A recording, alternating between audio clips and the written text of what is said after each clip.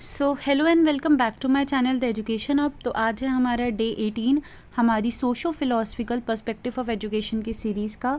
और जो हमारा आज का टॉपिक है वो है contemporary societies and child rearing practices. तो आइए पहले इसका मीनिंग जानते हैं कि कंटेम्प्रेरी सोसाइटी होती कौन सी है।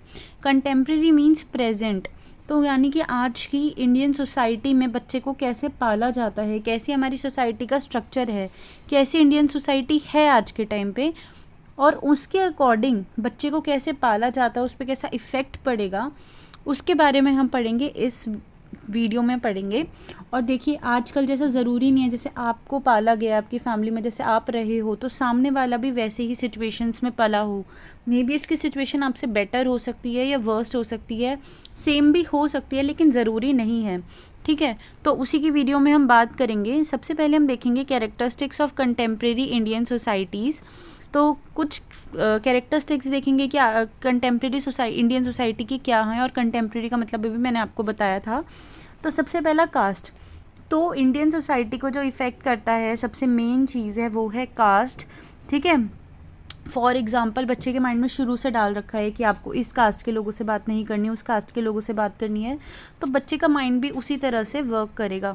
ठीक है, तो कास्ट भी इफ़ेक्ट करती है। फिर होता है सोशल क्लास, यानी कि एक ही क्लास में रहते हुए, एक ही कास्ट का होते हुए भी क्लास डिवाइडेड होती है। जैसे कि फॉर एग्ज़ाम्पल हम ब्राह्मण्स लें तो उसमें भी सब क्लास होती हैं, कई टाइप्स के ब्राह्मण्स होते हैं, तो ये भी इफ़ेक्ट करता है चाइल्ड को। फिर है कल्चरल डाइवर्सिटी, कल्चर भी अलग होता है। आप डिफरेंट जगह जाओगे, वहाँ का कल्चर अलग होगा, आपका कल्चर अलग होगा, तो ये भी बच्चे को इफ़ेक्ट करेगा। फिर क्या इफ़ेक्ट करता है, लैंग्वेज वेरिएशंस, लैंग्वेज अलग अलग होती हैं, कई लैंग्वेजेस बोली जाती हैं, वो भी इफ़ेक्ट करती है बच्चों को, नेगेटिवली भी और पॉजिटिवली भी। फिर होते हैं रिलीजियस ग्रुप, कि कुछ रिलीजियस ग्रुप्स बने हुए हमारी सोसाइटी में, जैसे Hindu, Muslims, Christians, Sikhs, Parsis, तो ऐसे हमारे ग्रुप्स बने हैं, ये भी इफ़ेक्ट करते हैं चाइल्ड को, पॉजिटिव वे में भी करते हैं। ज़रूरी नहीं है कि सिर्फ नेगेटिव में ही इफ़ेक्ट करें, पॉजिटिव में भी करते हैं। फिर है वैनिशिंग जॉइंट फैमिली सिस्टम, जैसा कि आजकल देखा जा रहा है कि न्यूक्लियर फैमिली हो रही है, स्मॉल फैमिली हो रही है, जॉइंट फैमिली नहीं है, जॉइंट फैमिली ख़त्म होती जा रही है, तो ये भी इफ़ेक्ट करता है बच्चे को। फिर है फॉल इन वैल्यू सिस्टम, जैसे कि बच्चे के वैल्यूज़ आजकल कम होती जा रही है, क्योंकि जनरेशन का गैप आ गया। पहले के टाइम पे कुछ चीज़ें एक्सेप्टेबल नहीं थी, आज वो चीज़ें एक्सेप्ट कर ली गई हैं, तो ये पॉजिटिव भी है और नेगेटिव भी है। फिर है इंक्रीजिंग मटेरियलिज्म, बच्चे आजकल चीज़ों के प्रति ज़्यादा अट्रैक्ट हो रहे हैं। उनको जैसे कि कहीं वो जाते हैं तो वो इसलिए नहीं जाते क्योंकि उन्हें उस जगह को एंजॉय करना है, बट वो वहाँ पे फ़ोटोज़ के लिए जाएंगे, यानी किसी भी मटेरियल्स के लिए जाएंगे। कोई उन्हें चीज़ अट्रैक्ट नहीं करती आजकल, शो ऑफ के लिए वो बेसिकली करते हैं। फिर है पॉपुलेशन एक्सप्लोजन, यानी कि जैसे आज के टाइम पे पॉपुलेशन बहुत ज़्यादा बढ़ती जा रही है, ये भी बच्चों को इफ़ेक्ट करेगी, बट ये नेगेटिवली ज़्यादा इफ़ेक्ट करेगी क्योंकि उन्हें रिसोर्स नहीं मिल पाएंगे। सपोज़ एक फैमिली की मंथली इनकम है 40,000 और उनका सिर्फ एक सिंगल चाइल्ड है, तो वो उस पर ज़्यादा इफ़ेक्ट कर पाएंगे। लेकिन अगर उनके 5 बच्चे हैं तो वो उस हिसाब से डिवाइड होगी, सबको प्रॉपर नहीं मिल पाएगा, इस वजह से भी प्रॉब्लम आती है। फिर है पॉवर्टी, गरीबी कभी भी पॉजिटिव वे में इफ़ेक्ट नहीं करती, ये हमेशा नेगेटिव वे में इफ़ेक्ट करती है। ठीक है, तो अब नेक्स्ट टॉपिक पे आते हैं, ये हमारा चाइल्ड रियरिंग प्रैक्टिसेस, यानी कि बच्चे को कैसे पाला जाता है। ठीक है, तो मैट वॉल्श ने एक स्टेटमेंट दी थी कि पेरेंटिंग जो है वो easiest thing, parenting is the easiest thing in the world to have an opinion about, but the hardest thing in the world to do. मतलब सबको लगता है कि पेरेंट्स बनना बहुत आसान है, लेकिन असलियत में सबसे हार्ड चीज़ यही है, बीइंग अ पेरेंट, कि वो अपने बच्चे को कैसे फ्रेम करेंगे, उसका पालन पोषण कैसे करेंगे। ठीक है, अब वो क्यों, इसे क्या इंपॉर्टेंट एस्पेक्ट्स हैं। सबसे पहला है डिसिप्लिन, मतलब पेरेंट्स बच्चे को कैसे डिसिप्लिन में रख रहे हैं, उसे फ्री छोड़ रहे हैं कि नहीं है, एकदम स्ट्रिक्ट डिसिप्लिन में रख रहे हैं। इससे भी बच्चे का माइंड फ्रेम होता है, बच्चा वर्क करना स्टार्ट करता है। नेगेटिव इफेक्ट करेगा जब हम बच्चे को ज़्यादा डिसिप्लिन में रखेंगे, उसे बंदिश बना के रखेंगे उस पर। फिर है गाइडेंस, कि बच्चे को कैसी गाइडेंस मिल रही है, प्रॉपर गाइडेंस मिल रही है कि नहीं। अगर प्रॉपर गाइडेंस मिलेगी तो बच्चा पॉजिटिव वे में ही आगे बढ़ेगा। फिर है स्पिरिचुअलिटी, तो हम रिलीजियस बिलीफ्स कैसा है बच्चे को क्या चीज़ें सिखाई जा रही है वो ही बच्चा सीखेगा। फिर है एजुकेशन, तो बच्चे को अच्छी एजुकेशन मिलेगी तो वो आगे तो वो हम बोल सकते हैं कि गुड चाइल्ड रियरिंग प्रैक्टिस है। अच्छी एजुकेशन नहीं मिलेगी तो वो आगे ही अपनी जनरेशन को भी मे बी ऐसे ही अच्छे से नहीं पाल पाएगा। ठीक है, फिर है गोल्स, तो हर एक पेरेंट का अपना अलग गोल होता है कि मुझे अपने बच्चे में ये देखना है, वो देखना है। तो इससे भी कुछ पेरेंट्स होते हैं कि वो देखते हैं कि मुझे अपने बच्चे को डॉक्टर बनाना है किसी भी कीमत पे, बट दूसरी तरफ कुछ पेरेंट का ये गोल है कि वो अच्छा ह्यूमन बीइंग बने, वो खुश रहे। तो ये गोल भी डिफ़र कर जाते हैं और बच्चा ऐसे फ्रेम होता है। अब ठीक है, अब बच्चे को पाला जाता है अलग अलग टाइप से। जैसे सबसे पहला होता है सिंगल पेरेंट्स। कभी कभी क्या होता है, किसी के मदर या किसी के फादर में से एक की या तो डेथ हो गई या किसी का डाइवोर्स हो गया, ठीक है। बेसिकली डाइवोर्स और डेथ की वजह से बच्चे को एक पेरेंट्स को चूज़ करना पड़ता है, तो ये होते हैं सिंगल पेरेंट्स। इससे क्या होता है, सिंगल पेरेंट्स में क्या होता है, बार बार पहले हम ये देखेंगे सिंगल पेरेंट को क्या प्रॉब्लम फेस करनी पड़ती है। सबसे पहला, कस्टडी प्रॉब्लम्स में बार बार जाना पड़ता है उन्हें, लड़ाई देखनी पड़ती है, बच्चों के साथ टाइम स्पेंड करने को कम मिलता है, ठीक है। बच्चों की परफॉर्मेंस कैसी चल रही है उस चीज़ पे फोकस नहीं कर पाते। फैमिली प्रॉब्लम्स आ जाती है, फैमिली भी कभी कभी डिनाई कर देती है, फ्रस्ट्रेट हो जाती है, कुछ बोल देती है, ठीक है। तो उस चीज़ को ओवरकम करने के लिए, क्योंकि अपने बच्चे को भी देखना है, तो क्या करे वो सिंगल पेरेंट, अपने बच्चे को लव दिखाए, उस एक रूटीन बना ले कि मुझे इतना टाइम तो बच्चे के साथ स्पेंड करना है। फाइंड क्वालिटी चाइल्ड केयर, बच्चा किस इन्वायरमेंट में रह रहा है उसके पीठ पीछे से उस पर ध्यान दे। सेट लिमिट, बच्चे के लिए एक लिमिट सेट कर दे कि आपको इतना ये करना है, उतना वो करना है, बट एकदम बंदिश नहीं, बट हाँ एक प्रॉपर टाइम टेबल होना चाहिए।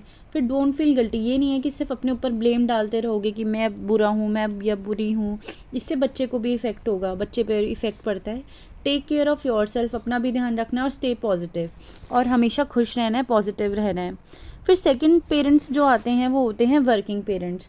तो वर्किंग पेरेंट्स जो होते हैं वो भी अपने बच्चों पे ज़्यादा ध्यान नहीं दे पाते।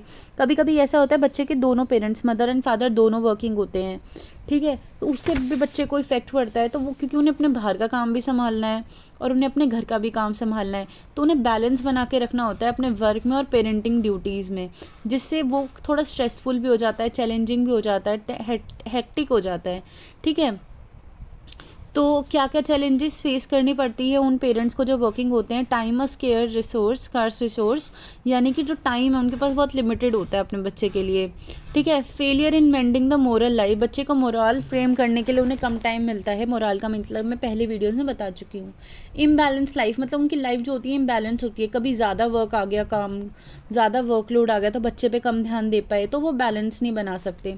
फिर इमोशनल डिसोल्यूशन, कभी कभी थक गए, परेशान हो गए किसी चीज़ से, तो वो बच्चों पे भी गुस्सा निकाला जाता है, ठीक है।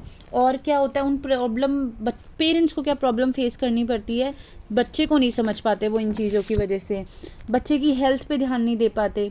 एजुकेशन भी कभी कभी वो ट्यूटर्स लगा देंगे लेकिन खुद ध्यान नहीं देते, तो बच्चे की एजुकेशन पे भी वो इतना फोकस नहीं कर पाते।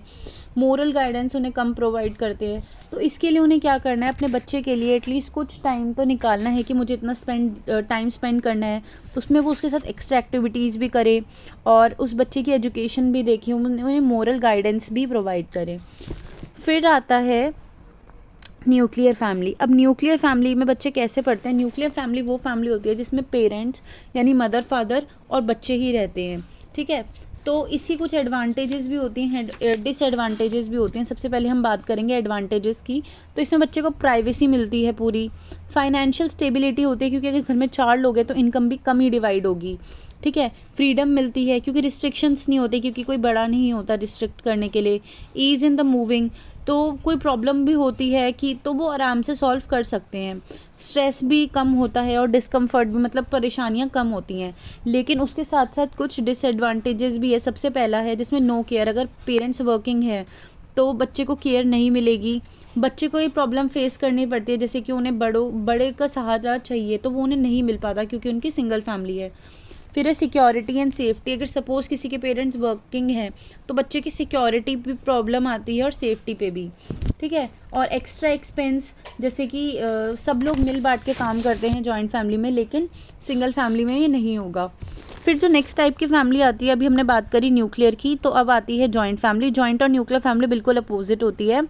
न्यूक्लियर फैमिली में सिर्फ पेरेंट्स और बच्चे रहते हैं उनके, लेकिन जॉइंट फैमिली में उनके कज़न्स, उनके अंकल आंट और उनके ग्रैंड पेरेंट्स भी आते हैं, ठीक है। तो इसमें बहुत सारी अरेंजमेंट करनी होती है। इसमें कई सारे लोग आते हैं, मैरिड भी लोग आएंगे, अनमैरिड भी आ सकते हैं, सब टाइप के आते हैं, हर एक के साथ एक रिलेशनशिप होता है, ठीक है। तो और इसमें क्या होता है, जो हेड होता है फैमिली का, जो सबसे बड़ा है, वो ही सारे डिसीजन लेता है। अब मेरिट क्या है, क्या फ़ायदे हैं जॉइंट फैमिली के? सिंपल डिवीजन ऑफ लेबर, काम बढ़ जाता है, सब मिलके काम करते हैं। अवॉइड फ्रेगमेंटेशन ऑफ लैंड, एक ही लैंड पे वो लोग मिलके रहते हैं। मनी सेविंग डिवाइस, इससे पैसा भी बचता है क्योंकि उन्हें अलग अलग जगह नहीं रहना और वो मिलके भी काम कर सकते हैं। इंश्योरेंस अगेंस्ट ऑड, तो सारी चीज़ों का ध्यान वो रख सकते हैं। ऐसे पेरेंट्स अगर वर्किंग है तो बच्चों का ध्यान वो कोई और रख सकता है। प्लेस ऑफ रिक्रिएशन, बच्चे घर में ही इंजॉय कर सकते हैं, बेसिक नीड्स उन्हें मिल जाती है, इंजॉयमेंट का टाइम भी मिल जाता है, वैल्यूज़ भी सीख जाते हैं बच्चे, कोऑपरेशन की भावना बच्चों में आती है। और culture, community of culture, culture को कैसे हमें फॉलो करना है एक कम्युनिटी में रहते हुए, एक ग्रुप में रहते हुए, वो भी बच्चे सीखते हैं। तो जॉइंट फैमिली की अगर मेरिट्स हैं तो डीमेरिट्स भी हैं। सबसे पहला, पर्सनैलिटी डेवलपमेंट नहीं होती, हर एक को अपनी पर्सनैलिटी डेवलपमेंट करने का मौका नहीं मिलता। उसके बाद जो होता है, प्राइवेसी नहीं होती। और the deplorable condition of women, इसमें वुमेन्स को इंपॉर्टेंस प्लेस नहीं दी जाती, बेसिकली वो हाउस होल्ड वर्क ही करती हैं। अनकंट्रोल प्रिकोरेशन, मतलब कि कोई नेगेटिव वैल्यूज़ भी सिखा देता है कभी कभी। और फिर है चाइल्ड मैरिज, जल्दी शादी कर देते हैं, चाइल्ड मैरिज भी हो जाती है। सोशल मोबिलिटी, अगर उन्हें शिफ्टिंग करनी है तो उसमें प्रॉब्लम आती है क्योंकि हर एक इंसान का देखना होता है कि वो कर पाएंगे कि नहीं। ठीक है, तो नेक्स्ट है हमारा child in orphanage and reforms houses. कभी कभी क्या होता है, वो बच्चे कैसे पलते हैं जो ऑर्फनेज में रहते हैं। ऑर्फनेज होता है अनाथालय। तो लोग अनाथालय में क्यों रहते हैं? सबसे पहला गरीबी, क्योंकि बच्चे नहीं पाल पाते जो उनके पेरेंट्स होते हैं, तो वे उन्हें ऑर्फनेज में छोड़ देते हैं। ठीक है, अब वहाँ पे क्या होता है, जो बच्चे डिसेबल होते हैं उन्हें प्रॉपर ट्रीटमेंट नहीं मिलती। ठीक है, या फिर अब क्यों और छोड़ देते हैं, क्योंकि किसी सामने वाले पेरेंट ने, अगर बेटी हो गई तो निगलेक्ट कर दिया सामने वाले पेरेंट ने, इसलिए भी पेरेंट्स छोड़ देते हैं ऑर्फनेज में। या फिर सेपरेशन हो गया पेरेंट्स का और उनके पास खुद के लिए फूड शेल्टर नहीं है तो वो भी ऑर्फनेज में छोड़ देते हैं। ठीक है, तो इनके लिए भी गवर्नमेंट ने कई सारे रूल बनाए हैं ताकि इनको हम इंक्लूड करके पढ़ा सकें। इनको इंक्लूड करके चलना है, हर एक टाइप के बच्चे को इंक्लूड करना है हमें, चाहे वो कैसे भी टाइप का हो, सिंगल फैमिली का हो, जॉइंट फैमिली का हो, ऑर्फनेज से आया हो या कैसा भी हो, उस सबको हमें इंक्लूड करना है। तो इसलिए इंक्लूसिव एजुकेशन का क्या रोल है, क्या उसके बेनिफिट्स है? सबसे पहला, families vision of typical life for their children come true, यानी कि मतलब हर एक टाइप का बच्चा उसमें इंक्लूड होकर चल सकता है और सबके लिए एक एम बनाया होता है कि हमें बच्चे की पॉजिटिव डेवलपमेंट चाहिए, वो हम अचीव करते हैं। फिर है children develop a positive understanding of themselves and others. घर का एनवायरनमेंट कैसा भी हो लेकिन बच्चा स्कूल में अपने आप को पॉजिटिवली देखता है और अपने आप को डेवलप करेगा। फ्रेंडशिप डेवलप करेगा, वो फ्रेंड्स बनाएगा। फिर children learn important academic skill, वो एकेडमिक स्किल जैसे कि रीडिंग, राइटिंग, मैथमेटिक्स, कैलकुलेशंस, ये सब करना सीख जाएगा। All children learn by being together, और सब लोग मिलके सीखेंगे एक साथ। ठीक है, तो ये फ़ायदा होता है इंक्लूसिव एजुकेशन का। होप है आपको वीडियो समझ आई होगी। अगर आपके कोई भी डाउट होते हैं तो कमेंट सेक्शन में पूछ सकते हैं। टेलीग्राम का लिंक मैंने डिस्क्रिप्शन में मेंशन किया हुआ है, वहाँ पे भी जाके आप लोग पूछ सकते हैं। And if you like watching the education of videos, to do subscribe to my channel. Thanks for watching.